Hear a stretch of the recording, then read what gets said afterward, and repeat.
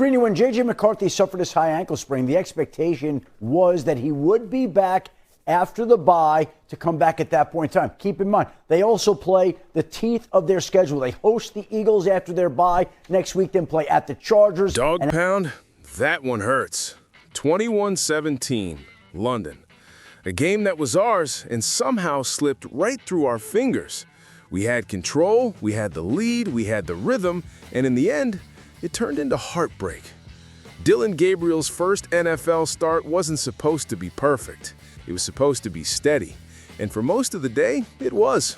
The kid looked calm, composed, and completely unbothered by the lights, the travel, or the moment. He didn't panic, he didn't fold. He moved the chains, executed the plan, and kept this offense on schedule.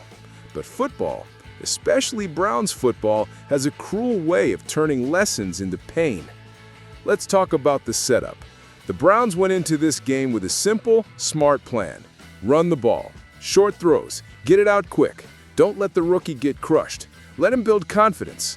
And for 3 quarters, it worked. Gabriel played clean, mistake-free football. Then came the fourth quarter. Cleveland up 17-14. 4 chances. 4 to put this game away. And what happened? 1 first down. That's it. 1 single first down in 4 possessions. The offense went conservative. Too conservative. Like we were trying to protect the lead instead of extend it. The defense? Man, they battled. They adjusted.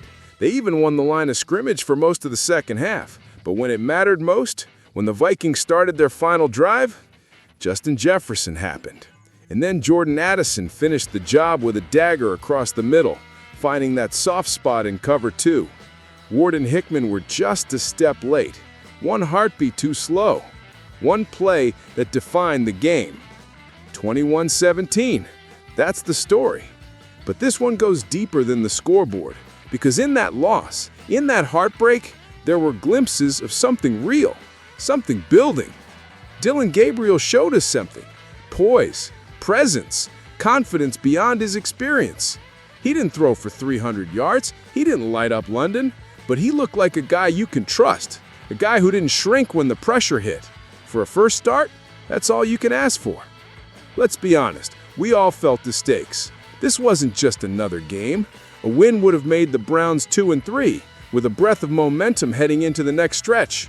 Instead, we're sitting at 1-5, staring at the uphill climb. The difference between those records? Massive. One means we're in it. The other means we need a miracle. But here's the thing about this fan base. We've lived through worse. We've been through darker Sundays. And this one, as crushing as it feels, carried a flicker of hope, the kind you can build on. Gabriel didn't flinch. The offensive line gave him enough to breathe. The receivers made plays when needed. And the defense, despite the breakdown, showed grit in stretches. There's something here, even if it's not ready yet. Still, there's no sugarcoating it. This was a missed opportunity. When you lead in the fourth quarter, you have to finish. You have to step on the gas, not hit the brakes, because this league doesn't forgive hesitation.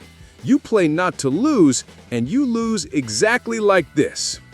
This was a test for Stefanski, too.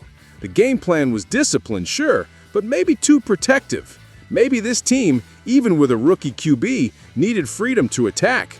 Because at some point, you've got to trust your players to win it, not just survive it. 21-17, a game of inches, decisions, and missed chances. So where do we go from here? You build on the small things. Gabriel's composure, the flashes from the young receivers, the defensive recovery in the second half. You take those positives, you stack them, and you fix what's broken. Closing games. The Browns didn't lose because they were outclassed. They lost because they couldn't finish. There's a difference, and that difference is what separates good teams from great ones. So, Dawg Pound, tell me this.